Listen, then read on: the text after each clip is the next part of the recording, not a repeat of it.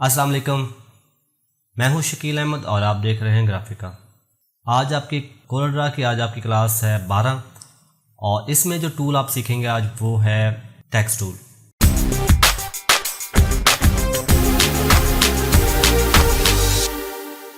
तो text tool बहुत ही important tool है। इस तरह टेक्स्ट टूल से आप दो तरह के टेक्स्ट जो है वो लिखते हैं कोरलड्रा के अंदर। एक आर्टिस्टिक टेक्स्ट होता है और दूसरा पैराग्राफ टेक्स्ट होता है। आर्टिस्टिक टेक्स्ट में एक या दो लाइनें अमूमन आती हैं, हेडिंग्स दे सकते हैं, उसके अलावा आप कैप्शन में यूज़ करते हैं और ज़्यादातर इसका यूज़ जो है वो इस तरह की चीज़ों में होता है। उसके अलावा जो पैराग्राफ है वो ज़्यादा टेक्स्ट के लिए, जो आपने ज़्यादा टेक्स्ट लिखना है उसमें यूज़ होता है। तो टेक्स्ट टूल को पकड़ने के लिए आप डायरेक्ट जो है अपने टूल पैनल में जाके टेक्स्ट टूल पकड़ सकते हैं और इसकी जो शॉर्ट की है कीबोर्ड से वो F8 है। F8 जब आप प्रेस करते हैं तो आप डायरेक्ट जो है वो सिलेक्शन टूल में चले जाते हैं। तो टेक्स्ट टूल लेने के बाद आप जहाँ भी क्लिक करेंगे तो वहाँ से आपका टेक्स्ट जो है वो शुरू हो जाएगा। जब आपको एक पॉइंट ब्लिंक करना शुरू होगा तो इट्स मीन्स कि आपने टेक्स्ट टूल पकड़ लिया और अब आपका टूल जो है वो लिखने के लिए रेडी है। टेक्स्ट टूल लिखने के बाद जो है आप इसमें कलर भी इसका चेंज कर सकते हैं। जैसे हम नॉर्मली इसमें ऑब्जेक्ट का कलर चेंज करते हैं, अगर आपने इसका कलर चेंज करना चाह रहे हैं इस वक्त टेक्स्ट टूल का आपने जब कलर चेंज करना है तो सेम एज इट इज़ आपने जो फार्मूला हम ऑब्जेक्ट फिल करने के लिए करते थे, आप कलर पैटल के अंदर कलर के ऊपर जाके लेफ़्ट क्लिक करेंगे तो आपका जो है वो कलर चेंज हो जाएगा। उसके अलावा अगर आपने इसका साइज़ जो है अपने फॉन्ट का बड़ा छोटा करना है, टेक्स्ट का साइज़ आपने बड़ा छोटा करना है, उसके लिए आपके प्रॉपर्टी बार में डिफ़ॉल्ट जो है आप जब लिखते हैं तो आपके पास एक डिफ़ॉल्ट साइज़ आता है, वो राउंड अबाउट 30 to 40 पॉइंट्स होता है। तो उसके अलावा आप इसका साइज़ आप कस्टमाइज़ भी कर सकते हैं, जो साइज़ आपको चाहिए आप वो भी दे सकते हैं। उसके अलावा जो है आप अपने पिक टूल की मदद से इसको बड़ा छोटा भी कर सकते हैं। तो जब पिक टूल में आप जाते हैं तो वही जो कंट्रोल पॉइंट्स के हैं वहाँ से पकड़ के आप छोटा बड़ा कर सकते हैं इसको, और स्ट्रेच भी कर सकते हैं आप। लेकिन मैं आपको सजेस्ट करूँगा कि आप स्ट्रेच ना करें, उससे आपकी जो फॉन्ट है उसकी वैल्यू डाउन हो जाती है, आपकी शेप ख़राब हो, आपका टेक्स्ट जो है वो ख़राब हो जाता है। उसके अलावा आपके पास फॉन्ट फैमिली होती है, ये आपको जहाँ पे एक आपको फॉन्ट की जो है विंडो आती है, उसमें सारे आपके फॉन्ट अवेलेबल होते हैं। आप कोई भी अपनी कीबोर्ड की जो है अप एंड डाउन जो आपकी एरो की है वो प्रेस करके आप अपने फॉन्ट चेंज कर सकते हैं। उसके अलावा आप अगर किसी फॉन्ट के अंदर उसकी फैमिलीज हैं तो आप उस पर आप जाके आप राइट और लेफ़्ट राइट की अपनी प्रेस करेंगे तो आप उसकी जो है वो फॉन्ट उसकी फैमिली में चले जाएंगे। मोस्टली फॉन्ट की फैमिली में जो होता है वो लाइट फॉन्ट होता है, रेगुलर होता है, बोल्ड होता है, इटैलिक, और उसके बाद जो लास्ट होता है वो ब्लैक होता है। फॉन्ट के अंदर उसकी फैमिली होगी, वहाँ पे आपको एक एरो नज़र आएगा, उस जो आपका एरो उस पर आप क्लिक करेंगे तो आप उसकी फॉन्ट की फैमिली में चले जाएंगे। उसके बाद आप फॉन्ट को बाहर से भी प्रॉपर्टी बाहर से भी कंट्रोल कर सकते हैं। अगर आप बोल्ड करना चाहते हैं तो आपके पास बोल्ड की ऑप्शन आ रही है, बोल्ड कर सकते हैं। इसके अलावा जो कोरलड्रा 20 का फीचर है वो है वेरिएबल फॉन्ट्स। बजाय कि आप फॉन्ट के अंदर जाके उसको लाइट डार्क करें या आउटलाइन दे के आप उसको बोल्ड करें, आप बाहर से ही इसको लाइट कर सकते हैं, थिक कर सकते हैं, और उसकी जो विड्थ है वो भी बढ़ा सकते हैं, उसकी स्पेसिंग जो है वो आप उसको कंट्रोल कर सकते हैं।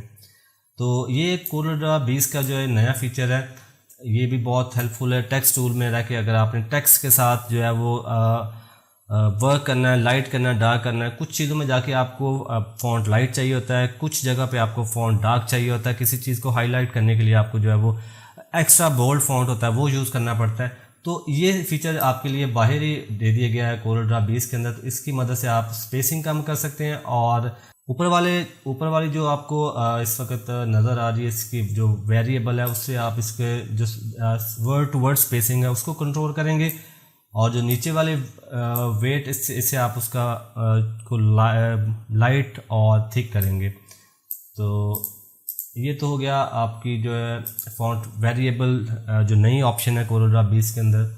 उसके बाद अगर आप फॉन्ट को इटैलिक कर सकते हैं, बोल्ड कर सकते हैं, अंडरलाइन कर सकते हैं। उसके बाद जो आपके पास ऑप्शन आती है वो आती है पैराग्राफ की। अगर आप एक से ज़्यादा लाइंस में चले गए हैं तो वहाँ पे आपको अलाइनमेंट की ज़रूरत पड़ती है। आपने सेंटर टेक्स्ट करना है, आपने उसको लेफ़्ट करना है, राइट करना है, या जो भी आपकी ऑप्शन होगी उस वक्त अकॉर्डिंग टू सिचुएशन आपने अपने जिस तरह भी करना है। उसमें सबसे पहले देखें आपके पास ऑप्शन आ रही है लेफ़्ट, सेंटर, राइट, और ये दो ऑप्शन है ये बेसिकली आपके जो है पैराग्राफ की ऑप्शन हैं। अगर आपने टेक्स्ट लिखना है काफ़ी ज़्यादा अगर 15 या 20 लाइंस आपके पास हो गई हैं तो ये आपके बेसिकली जस्टिफाई करने के लिए होता है। अगर एक आपकी लाइन में टेक्स्ट जो है वो कम है और बाकी लाइन में ज़्यादा है तो आपको जस्टिफाई कर देगा। तो ये भी मैं आपको करके दिखा देता हूँ। उसके बाद जो आपके पास ऑप्शन आती हैं वो है बुलेट्स की।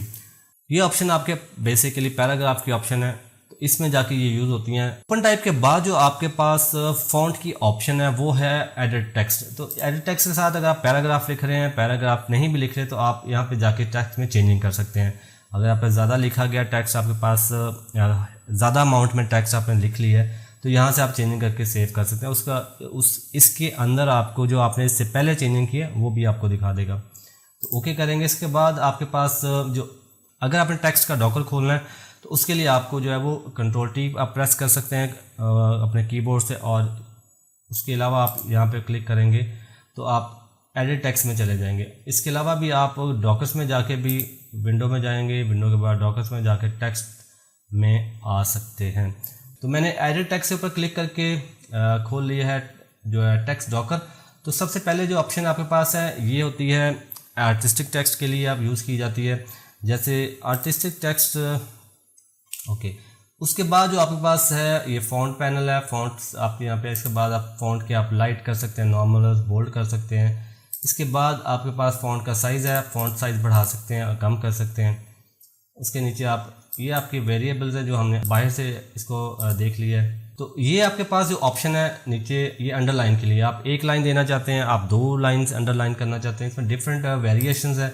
तो आप इसमें से जो सी भी यूज़ करना चाहें आप कर सकते हैं। डबल लाइन, सिंगल लाइन, और उसके बाद डबल थिन है और डबल थिक है आई थिंक, हाँ जी। तो इस तरह तो इसमें आपके पास सिंगल थिन है, सिंगल थिन वर्ड है, और सिंगल थिन वर्ड जो है वर्ड टू वर्ड आउटलाइन आएगी आपकी। तो इसमें काफ़ी ज़्यादा ऑप्शन जो है टेक्स्ट डॉकर्स में काफ़ी ज़्यादा ऑप्शन ऐड कर दी गई हैं कोलोराबीस में आप लोगों की आसानी के लिए। तो अकॉर्डिंग टू योर वर्क आप इसको यूज़ कर सकते हैं। उसके बाद जो आपको उसके बाद जो ऑप्शन आपके पास आती हैं वो फिल टाइप्स से रिलेटेड है। उसमें आप जो है अगर फिल टाइप में जाएंगे, फाउंटेन फिल जो जिसके ऊपर मैंने लास्ट वीडियो बनाई है, 2 कलर पैटर्न आप डाल सकते हैं, पैटर्न आ जाते हैं आपके पास, आप कोई भी जो है पैटर्न फिल कर सकते हैं अपने। ये डिफ़ॉल्ट पैटर्न है, ये आप अपने टेक्स्ट के अंदर डाल सकते हैं इसको। और उसके अलावा अगर आप उसके अलावा 2 कलर पैटर्न है, वेक्टर पैटर्न है, बिटमैप पैटर्न है, टेक्सचर फिल है और पोस्टस्क्रिप्ट फिल है। तो ये सारी ऑप्शंस आप टेक्स्ट में यूज़ कर सकते हैं। फिल में जो है वो आपको मिलेंगी फिल से रिलेटेड जितनी ऑप्शंस हैं, उसमें 2 कलर फिल होगा, पैटर्न होगा और टेक्सचर होगा। तो ये सब यहाँ पे क्लिक करके हम देख लेते हैं। वेक्टर पैटर्न फिल मिलेगा आपको, बिटमैप पैटर्न मिलेगा, टेक्सचर फिल मिलेगा और पोस्टस्क्रिप्ट जो है वो मिलेगा, फिल मिलेगा आपको। तो ये सारी ऑप्शन आप देख सकते हैं। उसके बाद जो नीचे आपको नज़र आ रहा है ये फिल टाइप के लिए, जो कि बैकग्राउंड पे फिल अगर आपको कलर देना चाहते हैं आप तो उसके लिए। उसके बाद यूनिफॉर्म कलर, यहाँ पे आप कलर चेंज करेंगे तो वो आपकी जो बैकग्राउंड है वो कलर देगा। उसके बाद आउटलाइन के आपके पास आ जाता है, आउटलाइन आपने कितनी मोटी करनी है। तो उसके बाद सारी ऑप्शन आपके पास टेक्स्ट पैराग्राफ से रिलेटेड है। तो आने वाले जो मेरे लेक्चर्स होंगे उसमें इस चीज़ को कवर कर लेंगे। पैराग्राफ जब आपने लिखना है तो उसके लिए आपको पहले फ्रेम बनाना पड़ेगा। उसके लिए फ्रेम बनाने के लिए आपको वापस टेक्स्ट टूल में जाना पड़ेगा। जब आप एक फ्रेम आप लगा लेंगे अंदाजे से, उसके बाद आपकी जो पैराग्राफ वाली सारी ऑप्शन है वो ऑन हो जाएंगे। जैसे जब ये देखें बुलेट वाली और नंबर वाली जो है आपकी लिस्ट ऑन हो गई है।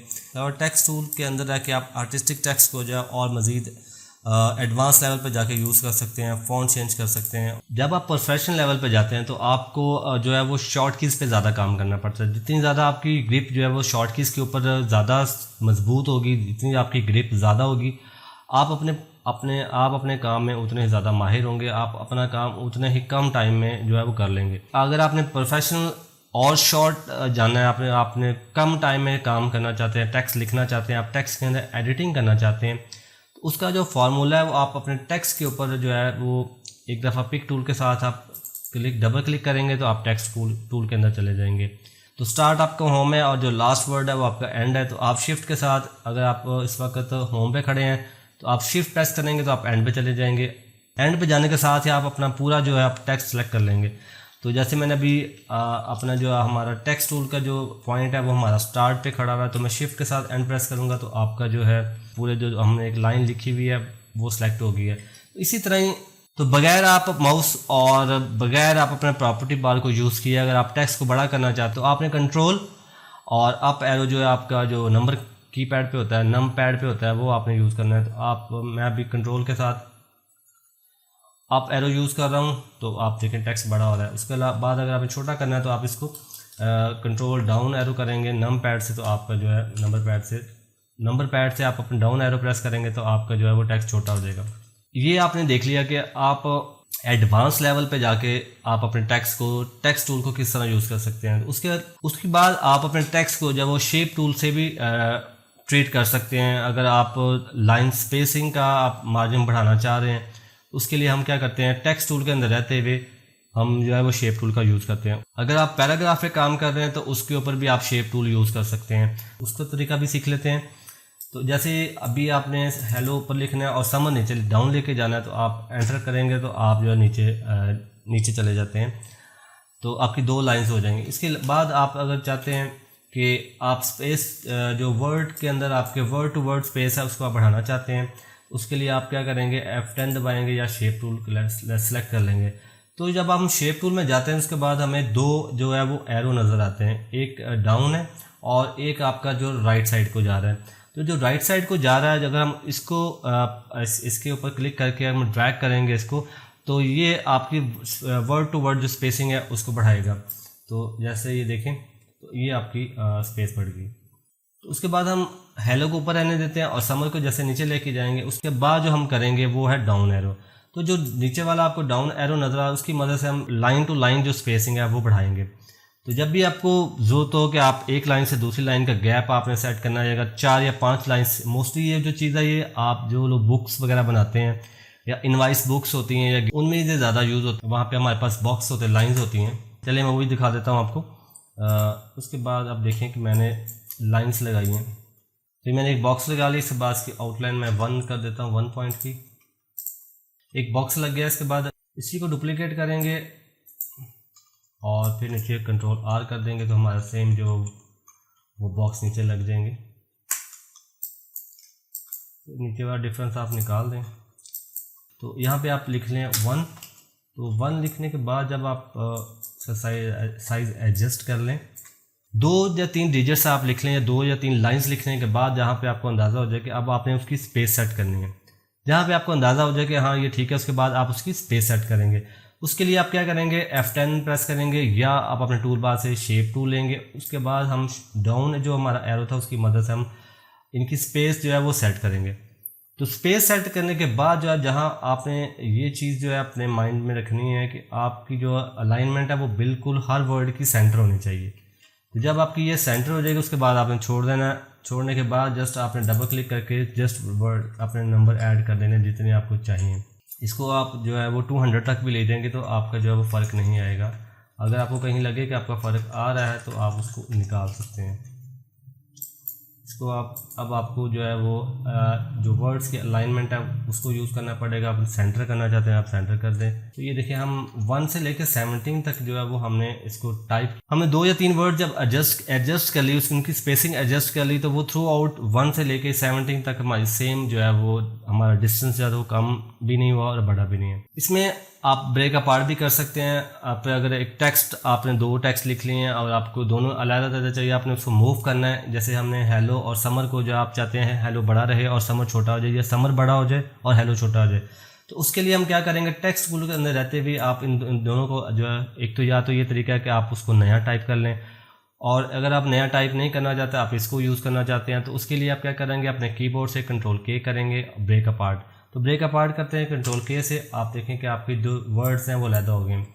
तो जितने भी आपके पास, अगर आपके पास 4 लाइन्स हैं, 4 लाइन्स को आप जब ब्रेक अपार्ट करेंगे तो वो आपके जितने वर्ड होंगे वर्ड्स को डिवाइड नहीं करेगा। 4 लाइन्स पहले आपको ब्रेक अपार्ट करेगा, उसके बाद स्टेप वाइज वो चलेगा। उसके बाद आप जब जिस लाइन को पकड़ के आप ब्रेक अपार्ट करेंगे, अगर उसके अंदर आपने 4 वर्ड लिखे हैं तो 4 वर्ड अलग-अलग हो जाएंगे। और अगर किसी जगह पे आपने डबल स्पेस दी हुई है तो वो डबल स्पेस को जो है पहले उसको करेगा ब्रेक अपार्ट, उसके बाद वो सिंगल स्पेस को करेगा। तो ये चीज़ भी बड़ी इंपॉर्टेंट है। टेक्स्ट टूल के अंदर रहता है हमें कंट्रोल के जो ब्रेक अपार्ट की ऑप्शन है ये बहुत ज़्यादा यूज़ करनी पड़ती है। तो इसके अलावा इस टेक्स्ट में बहुत कुछ है बताने के लिए। आज मैंने आपको सिर्फ बेसिक बताया, आने वाले लेक्चर में मैं इसका पार्ट 2 और पार्ट 3 भी बनाऊंगा। एक चीज़ आपको बताने वाली रह गई है, वो है चेंज केस। तो आप टेक्स्ट टूल के अंदर रहते हुए आप इसके जो है आपने अगर लोअर लेटर में टाइप कर लिया तो आप उसको बड़ा कर सकते हैं। अगर आपने उसको बड़ा आपने कर लिया तो आप उसको स्मॉल लेटर्स में भी कर सकते हैं, और ऑप्शन जो साथ इंक्लूडेड होती हैं आप वो भी कर सकते हैं। उसके लिए आपने करना क्या है, आपने डबल क्लिक करना टेक्स्ट के ऊपर और अपने टेक्स्ट को सिलेक्ट कर लेना है। सिलेक्ट करने के बाद अपने कीबोर्ड से जो है वो शिफ्ट F3 प्रेस करना है। शिफ्ट F3 प्रेस करेंगे आपके पास चेंज केस की जो है वो छोटी सी विंडो ओपन हो जाएगी। तो आपके पास एक कमांड आ जाती है, आप सेंटेंस केस में कर सकते हैं, लोअर केस में कर सकते हैं, अपर केस और टाइटल केस, टोंगल केस भी है। इसमें आपके पास 5 ऑप्शन हैं, आप जिसमें चाहें आप चेक करके आप अगर अपर केस करना चाहते हैं आप अपर केस कर दें, आपके सारे टेक्स्ट अपर केस हो जाएंगे। अगर आप इसको लोअर करना चाहते हैं तो आप लोअर कर दें तो वो लोअर हो जाएंगे। उसके बाद टाइटल केस में करना चाहते हैं तो आप टाइटल केस कर सकते हैं। जी, तो ये था आज टेक्स्ट टूल का बेसिक ट्यूटोरियल। तो इसके ऊपर मैं 2 ट्यूटोरियल और बनाऊंगा, वो ज़रा थोड़े से एडवांस लेवल के होंगे। अगर मैं एक ही वीडियो में सारा जो है वो टेक्स्ट टूल कवर करने की कोशिश करता तो मेरी वीडियो जो वो 1-2 घंटों में चली जाती, और जो कि आई एम श्योर कि आप लोग बिल्कुल ना देखते। आपने बेसिक सीखा आज, और आने वाले जो 2 मेरे होंगे ट्यूटोरियल टेक्स्ट टूल के ऊपर, वो मैं एडवांस लेवल पे जाके हम डिफरेंट टेक्स्ट की जो बाकी चीज़ें रह गई हैं उनको सीखेंगे। तो अगर मेरी आप आने वाली और मज़ीद वीडियो देखना चाहते हैं तो आप मेरा चैनल सब्सक्राइब कर लें, और अगर वीडियो अच्छी लगी है तो उसको लाइक ज़रूर कर दीजिए। और इसके अलावा अगर कोई आप में से कुछ चीज़ पूछना चाहते हैं या आप अपने मेरी वीडियो के बारे में अपनी राय देना चाहते हैं तो आप मेरी वीडियो के नीचे कमेंट कर सकते हैं। अपना ख्याल रखिए। Thank you.